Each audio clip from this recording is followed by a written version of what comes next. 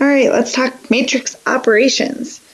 Today it's all about addition, subtraction, and scalar multiplication of matrices. So what is a matrix or a matrix? It's a rectangular arrangement of numbers in rows and columns. We have dimensions of n rows by n columns, and we write that as m by n. And then we call each number in the matrix an element or an entry in the matrix.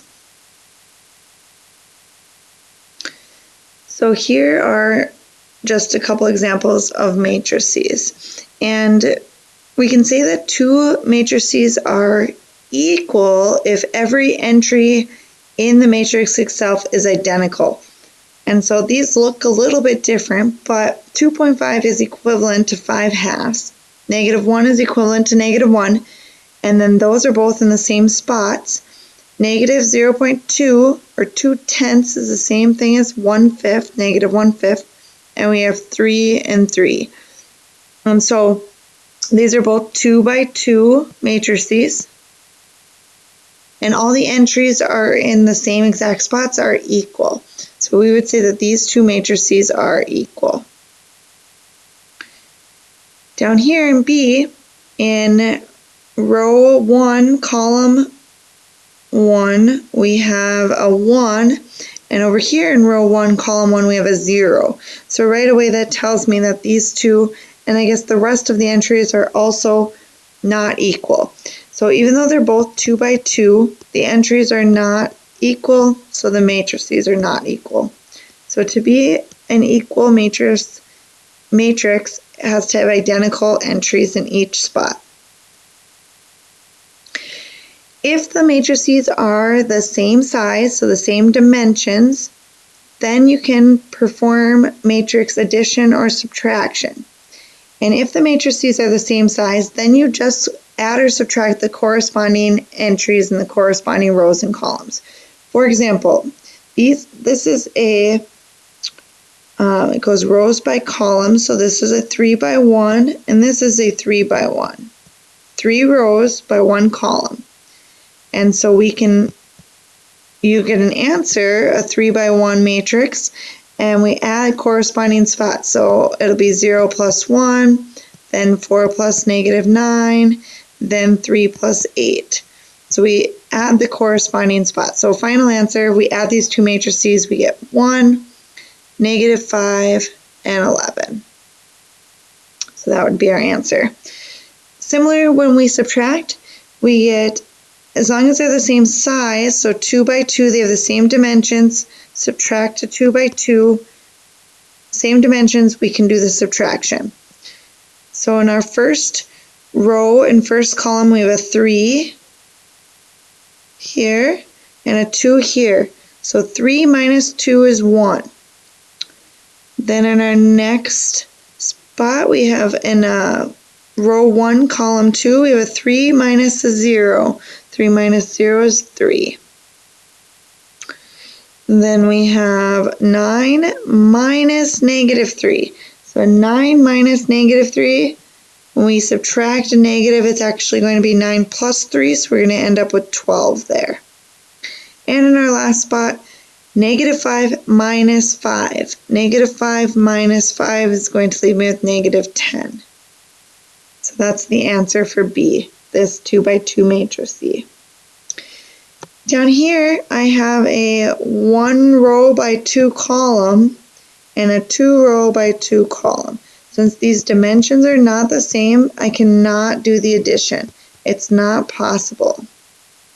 Which makes sense, because what would I add the 9 to over here, and what about the 7, and then where would the other 2 go? So they're not the same size, so you cannot do addition or subtraction on matrices. So this is scalar multiplication. It's similar to when we have a scalar multiplication of an expression, like if we have 6 times 2x plus 3. We use what's called the distributive property to distribute that 6 into everything within the parentheses. So 12x plus 18. So that's something you're familiar with. This is something similar. scalar multiplication, it means that you are going to essentially distribute that 6 inside to everything. So it's going to be the 6 times the 2, and I get 6 times the -3, 6 times the 8, and 6 times the 4. Scalar multiplication works with any size. It doesn't change the dimensions. It just is a multiple factor in here. So my answer ends up to be 12, get -18, at 40, 48, and 24. And then down here on B, I have a couple different operations. So I have an addition of matrices and a multiplication of matrices. And matrices are going to follow PEMDAS. So we want to make sure that we follow our order of operations, which tells me I need to multiply before I add. So I'm going to take everything inside this first matrix and distribute that -1. So essentially I'm changing all the signs. -1 times 4 will be -4, -1 times -7 will be +7, and then it'll be -3, -3, -2, and +9. So multiplying everything in there by -1. Plus 3, 6, 9, -8, 1, -4. Now notice there wasn't parentheses around these two matrices, so I wanted to multiply this. -1 only went to the first matrix. Then there's nothing here, so now I just need to add. -4 plus 3 will be -1. 7 plus 6 is 13. -3 plus 9 is 6. -3 plus -8, they're both negative, so add them and keep the negatives, so -11. -2 plus 1, different signs, difference between them is -1. 9 and -4, different signs, the difference between them is 5, +5, because 9 is bigger. So this problem would have been different if it would have been -1 and then parentheses, and I would have had the addition in here. Then I would have followed PEMDAS. I would have done the addition first, then multiplied my answer by -1. So just follow the order of operations, just like you do with any other operations. So here we are, an example like that.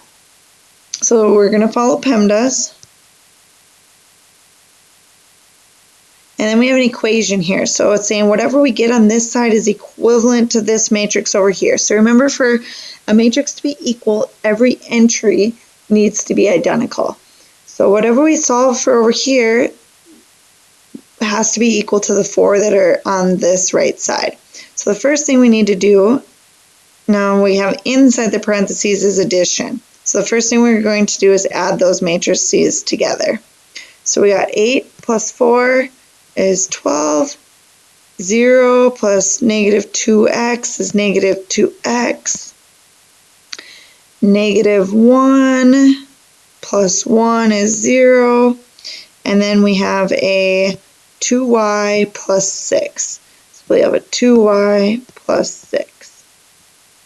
Then we have it all multiplied by 4. So we need to multiply everything in here by 4. So 12 times 4 is going to be 12 times 2 is 24, times 2 again is 48. Then 4 times -2 will be -8x. 4 times 0 is 0.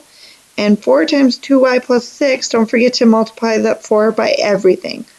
So you will get 8y plus 4 times 6 is 24. And that's equal to 48, -48, 0, and 8.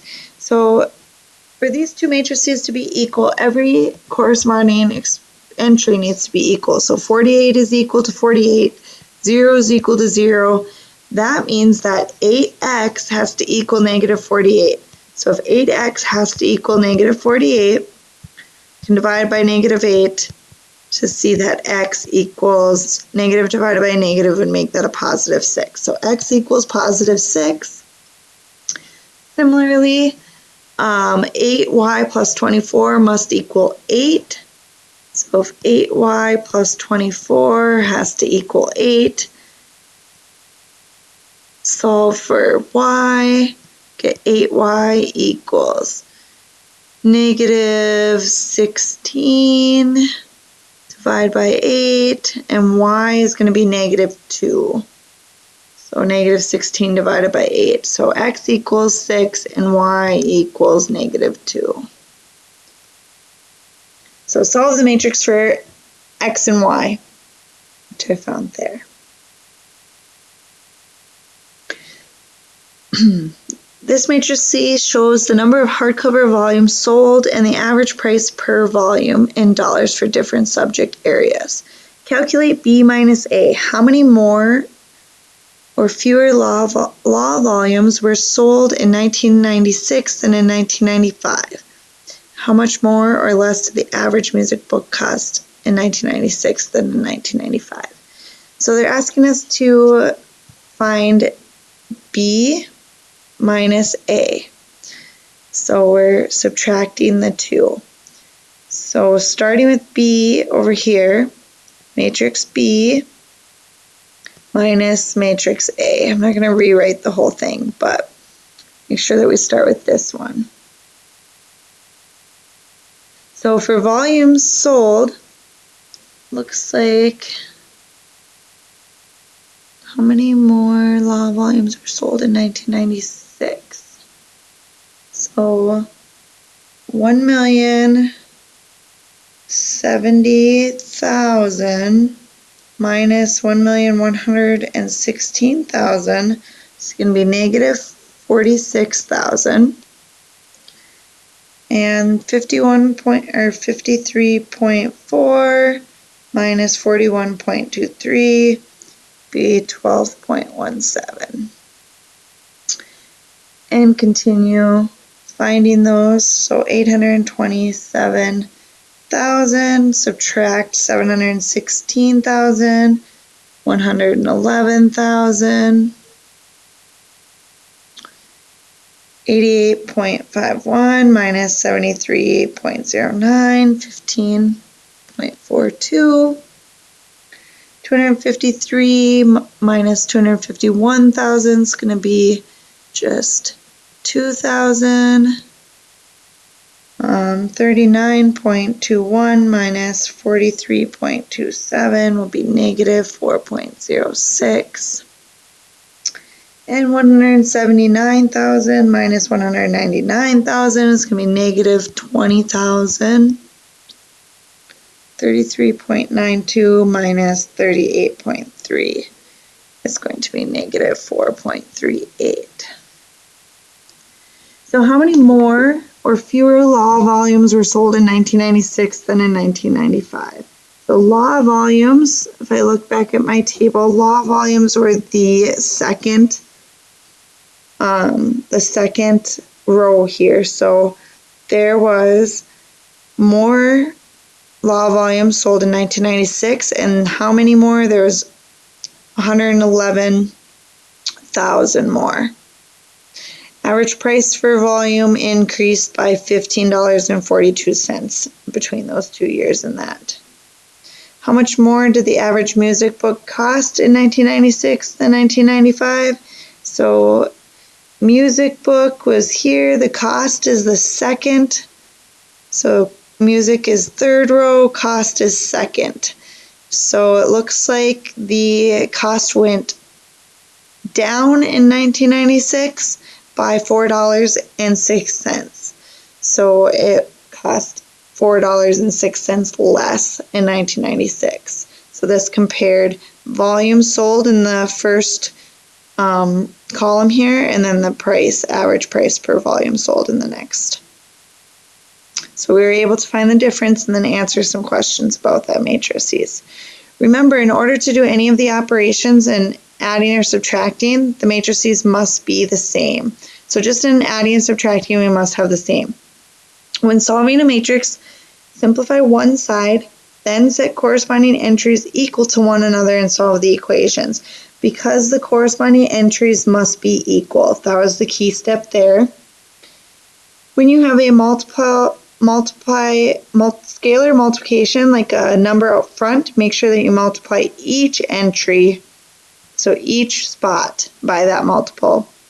And matrices are equal if and only if entries are equal. So they must be the same size and all the numbers must be equivalent. All right, that's matrix operations. Matrix multiplication up to come.